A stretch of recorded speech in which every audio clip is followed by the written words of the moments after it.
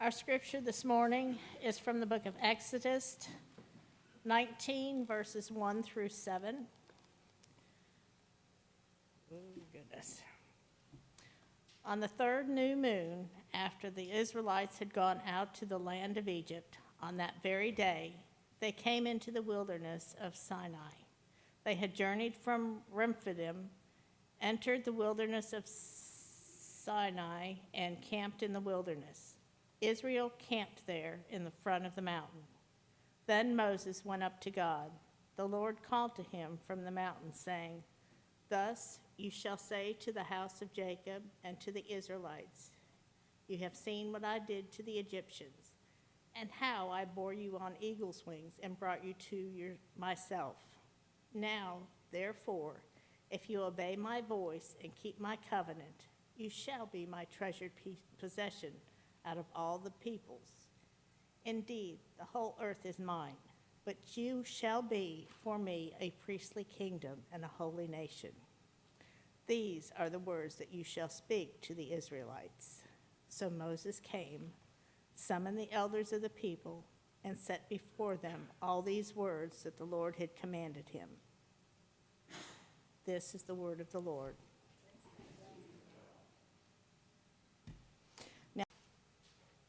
Wow. I have to say, wow. I am delighted to be with you, and I am praying that the Spirit will speak through me. You all are always in my hearts, but I want you to hear this word of the gospel, because it's not just the Old Testament. And I struggled with this at first. Recently, like just in the last few weeks, someone explained the story of the Bible as an hourglass shape. So in the beginning, God created heavens and the earth. God created everything, right? So that's the big part. That's the top part. And God said not just that it was good, but it was very good. And then the focus becomes the waist, or the tiny little part of the hourglass, and it focuses on one people, Abraham, and then Isaac, and then Jacob, and it follows that narrow part for a while. And then it opens out again to encompass all nations and to the ends of the earth, and it's for all people. So I was intrigued about that, and that just has been resonating in my head. So the skinny part, Abraham, you are blessed, and you are going to be a blessing for, do you remember? All nations.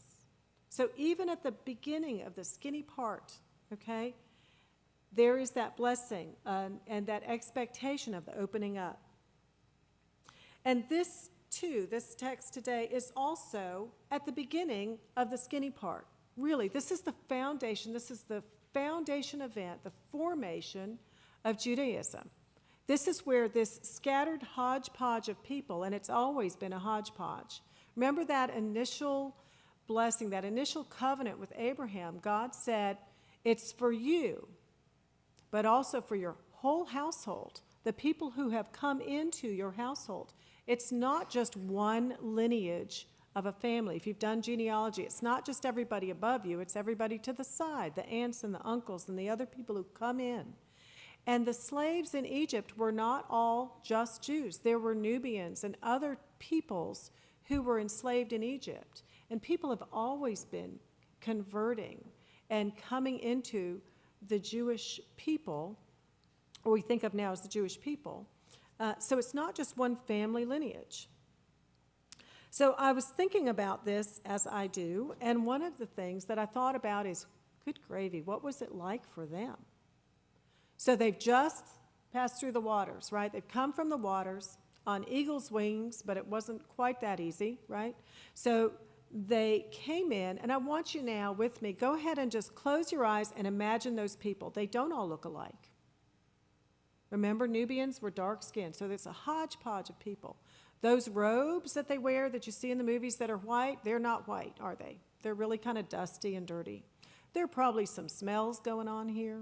because these people are out wandering in the desert. There's probably some rumbling. There's probably some babies crying, some grown-ups whining, some poking and nudging, somebody saying, I can't really hear, right? So it's not a quiet place, and it's not a unified place. Okay. So now with that crowd, Moses goes up, God speaks to him. And imagine you're Moses. You've left this crowd. You go up a little bit. God says, here's what I want you to tell them, all right? You are going to be a kingdom of priests and a holy nation.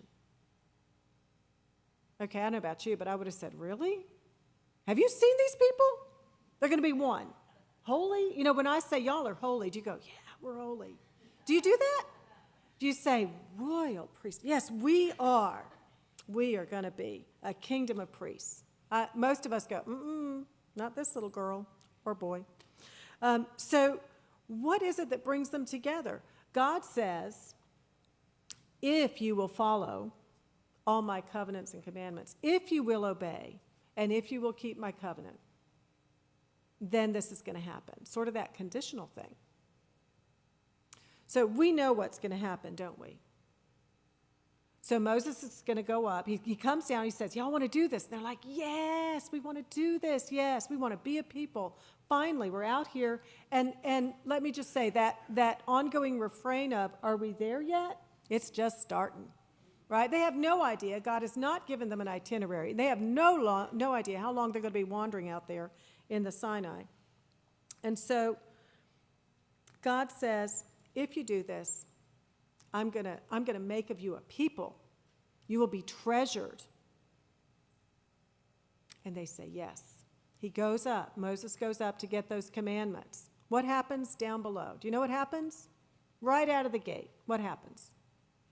They build a cow out of gold. Remember, these are people from all over. They've got all kinds of gods that they've been trying to follow. So there you go. Yes, we want to do this. He leaves. Soon as his back is turned, right? Face plant, right there, right at the beginning. This does not bode well. And now what do we know about God? We're going to find out more that he's slow to anger, merciful, right? Who keeps the commandment, or who keeps the covenant? Who keeps the covenant? God. Who makes and initiates the covenant? God. Not us. So looking at that, that's not a great start, is it? Okay. But I know, because I've read the rest of the story, and so have you, right? We know that God keeps the covenant. In thinking about this, I thought, promise. Promise for the Jews, of course, right? I see it for the Jews because through the Jews, and you have to add in there Rahab, and you have to add in there Ruth, it's not just this one family lineage. You know, the family tree has to fork, okay? So it's this group of people, and through this group of people in this lineage, we get Jesus. So this makes sense to me. The priests, right, are kind of the channels or the conduits for reconciliation with God. That makes sense to me. Holy nation, set apart for this. The whole world is God's, but he's focusing on this nation. These people, this hodgepodge, is going to be treasured and precious because of what they are going to bring, God's love and reconciliation to the whole world. That takes care of the promise for those people, right? What about us? Did y'all kind of go, okay, so got that, but what about us? How are we in this promise? And I thought about this, and I said, okay, where else is this? 1 Peter. So in the letter of 1 Peter, chapter 2, verses 9 and 10, to the aliens and the strangers on the fringes of Rome, kind of like those people wandering in the Sinai. You are a chosen people, you hodgepodge, you mixture of strangers and aliens, people who have not been related to one another before. You are a chosen people, a royal priesthood, a holy nation. You are a nation. You are God's special possession For what? What's our purpose? That you may declare the praises of him who called you out of darkness into his wonderful light. Because once you were not a people, but now you are the people of God. Once you had not received mercy, but now you have received mercy. So, folks, that's us. We are a holy nation and a royal priesthood, even though we come from everywhere. But we're not just a people. And I do sometimes feel like we're wandering in the desert. Do you kind of get this? Okay, are we there yet? When do we get to go? When do we get to be there? Why are we still here? Why couldn't I be taken up? This is not an easy life. Why are we sojourning? Well, I think those initial wandering people, they're like, how long are we going to be out there? I don't know. Now we have a purpose, okay? We have a purpose. I think of armies. You know, we've all seen those movies like Stripes or all those 1940s movies of World War II where you take people, Gomer Pyle, you take people from everywhere and you bring them together and you give them a purpose. They have a new identity. Who are you? We are a team. We are a unit. And we have one goal. Same thing with sports, which is, okay, bear with me. Sports analogies are not my thing. I'm going to give it a go. All right, so on a football team, a soccer team, a basketball team, baseball team, you have one uniform. You know who your people are. You are one team, but everybody plays a different role, don't they? Everybody has a different job. You have to do your part. You have to do your part, okay? Without everybody doing their part, they don't get their goal accomplished. The other thing is, although I have to keep track of the people around me on the team and what they're doing, you know, does Liz need the ball? Is she in a better position to make a shot? I hope that was right. Yeah. Is she in a better position? She can do this, right? Okay. So I need to do that kind of checking, but we're still all looking towards the goal. I'm not saying to myself, you know, Bobby really should be over there. Why is he over there? You know, Bobby should be over there. That's a better place. I'm not going, you know, he needs to tuck in his shirt. You know, it's just looking, I can't be doing that. We're going to miss the whole point. We're going to miss the purpose. We are not going to accomplish our goal if we're looking around tearing one another down. Encouragement, yes. Yes, you can do it, Emily. You can do it. You will get there.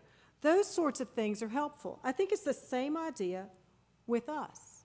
We need to remember that as a group, as a people, we are treasured. We are treasured and we are a people for a purpose. Okay, is anybody wondering what the purpose is? Do you sometimes get to, okay, why?